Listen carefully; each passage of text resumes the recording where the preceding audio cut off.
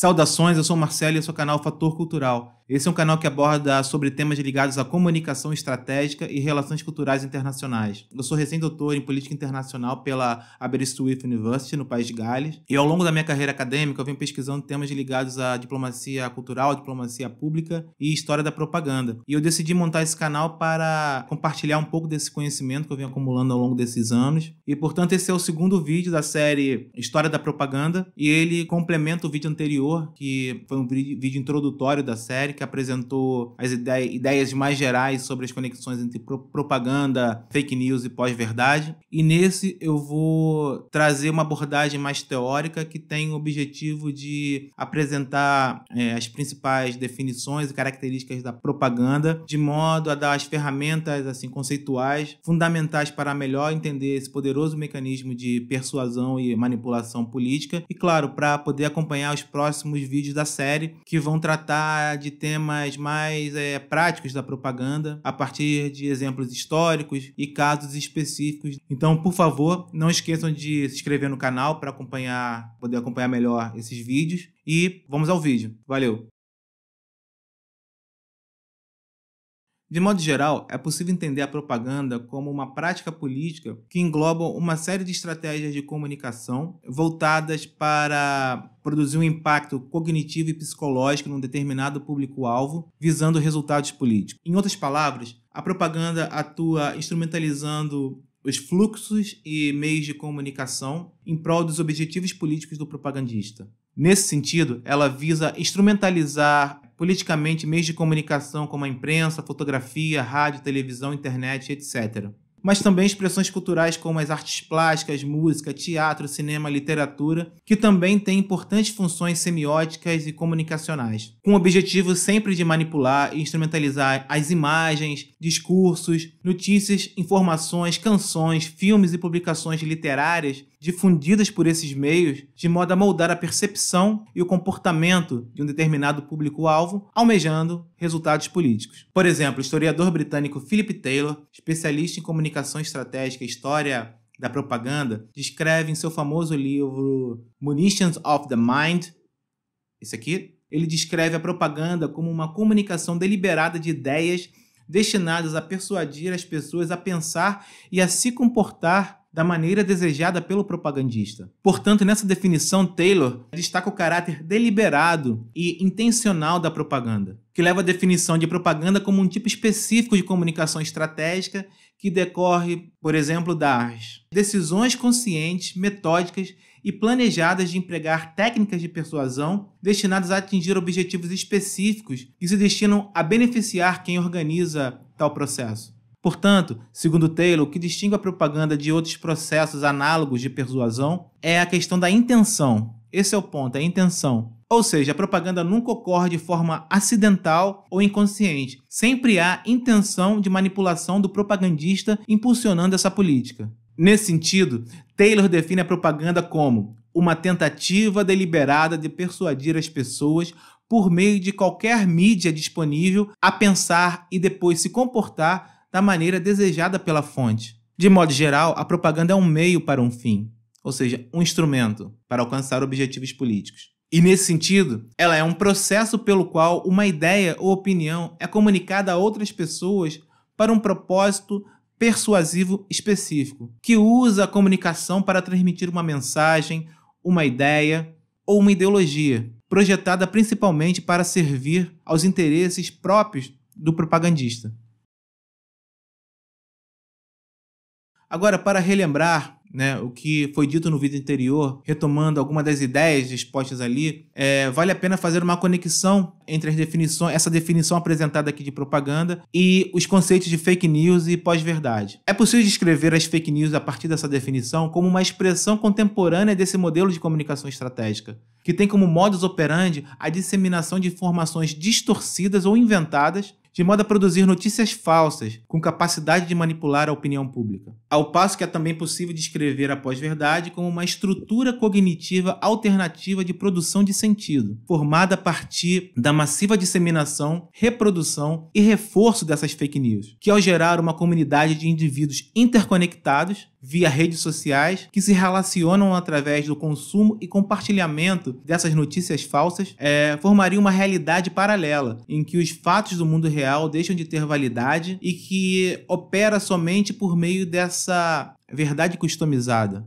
por assim dizer. Com isso, cria-se um ambiente em que a propaganda pode operar sem freios, alcançando um alto poder de manipulação e persuasão. Ou seja, quem se integra a essa estrutura comunicacional, esse universo da pós-verdade, passa a estar mais suscetível a todo tipo de manipulação, por aceitar como verdade qualquer informação criada pelos propagandistas que controlam essa rede de informação e comunicação, mesmo que ela não tenha qualquer conexão, relação com o mundo real ou fatos concretos. Você fica totalmente prisioneiro àquela estrutura de comunicação, reforçada constantemente pela produção, disseminação e compartilhamento de fake news e outros mecanismos de desinformação. Mais que isso, qualquer pessoa passa também poder a se tornar uma fonte de criação e disseminação dessas mensagens distorcidas. Ou seja, essa é a grande revolução também dessa era da informação, da sociedade em rede, que não só essa estrutura de comunicação, ela cria um ambiente perfeito para contar a grande mentira, algo que foi muito tentado e alcançando pouco sucesso ao longo da história da propaganda, porque sempre mentir totalmente era quase impossível. Ao criar esse universo pós-verdade, essa estrutura de comunicação, se tornou mais possível contar essa grande mentira, porque quem se conecta a essa rede acaba perdendo contato com a realidade externa. Então, fica muito mais fácil aprisionar as pessoas nesse mecanismo, nesse universo informacional, e dar total poder ao propagandista manipular com desinformação, informações falsas, a qualquer momento essas pessoas que estão conectadas a essa rede. Mas vai além disso, porque essas pessoas, ao receber essas informações, elas também têm capacidade, por exemplo, de produzir as suas próprias novas mentiras, novas fake news, também difundir nessa rede e cada vez mais reforçar a estrutura desse universo comunicacional paralelo. Então não só o propagandista tem força para criar um ambiente desconectado com a realidade a partir das fake news, mas as próprias pessoas que fazem parte dessa rede e são bombardeados por essa informação também têm capacidade de produzir elas próprias novos conteúdos e novas fake news e cada vez mais aumentar o nível de informação que circula dentro dessa estrutura, reforçando em grande medida a sua própria estrutura. Então, esse processo acaba sendo impulsionado pela própria facilidade de produção e disseminação de conteúdo proporcionado pelas tecnologias digitais e redes sociais e, como eu falei, assim reforçar a estrutura dessa realidade paralela, o modelo de funcionamento, os pilares dessa realidade paralela. Ou melhor, que trazendo um conceito marxista, essa espécie de superestrutura que sustenta essa realidade paralela conhecida como pós-verdade. Ou seja, na era da informação, qualquer pessoa passou a poder se tornar um propagandista, ela própria. Isso porque no século XXI, as novas tecnologias de comunicação e informação deram condições para qualquer pessoa conectada em rede, conectada à internet, pudesse produzir e disseminar seu próprio conteúdo. E isso abriu um universo gigantesco para o reforço dessa estrutura da pós-verdade e a massificação, disseminação em massa de mecanismos de desinformação, de uma maneira mais específica das mentiras, né? E fake news. Lembrando que a disseminação de boatos e de mentiras não é uma novidade do século XXI.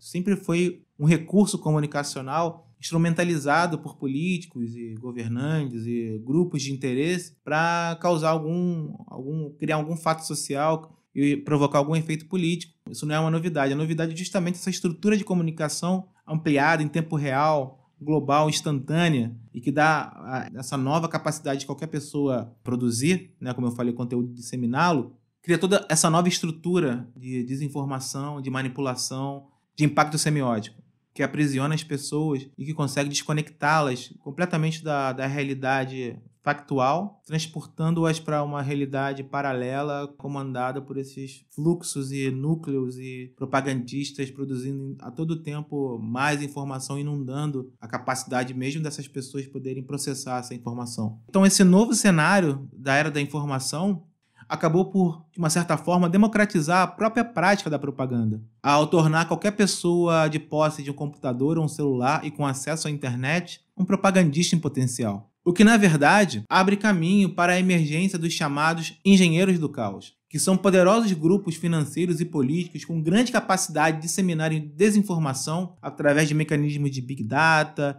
e tudo mais, também através de uma ampla articulação em rede com cidadãos assim comuns e altamente influenciáveis, que vem produzindo uma dissonância cognitiva em massa, que é um pilar da ascensão no mundo atual, e particularmente no Brasil, de uma extrema-direita anti-ciência e fundamentalista, no caso cristã, que se alimenta dessa estrutura para fazer com que as pessoas acreditem em ideias já há séculos refutadas e provadas como irreais, como a própria ideia de terra plana. Então esse mecanismo consegue, né, e esses engenheiros do caos, que têm grande poder de controle desses fluxos de informação, dessas estruturas interrelacionais em rede, eles conseguem criar assim, projetos políticos baseados nesses processos de desinformação. Portanto, e de forma bastante irônica, é engraçado e curioso pensar que é exatamente essa suposta democratização da propaganda que vem colocando em xeque a própria manutenção da democracia em nossa sociedade contemporânea. Então, vou ficar por aqui com essas definições preliminares de propaganda para amarrar bem essa ideia. E no próximo vídeo eu vou abordar, né, de forma mais aprofundada os mecanismos de funcionamento da propaganda. Então, mais uma vez, eu faço apelo para vocês se inscreverem no canal para não perder, né, essa série, poder acompanhar de forma mais fácil, né, os próximos vídeos. E, por favor, também não esqueçam de apertar o like. É isso, obrigado, espero que tenham gostado e valeu!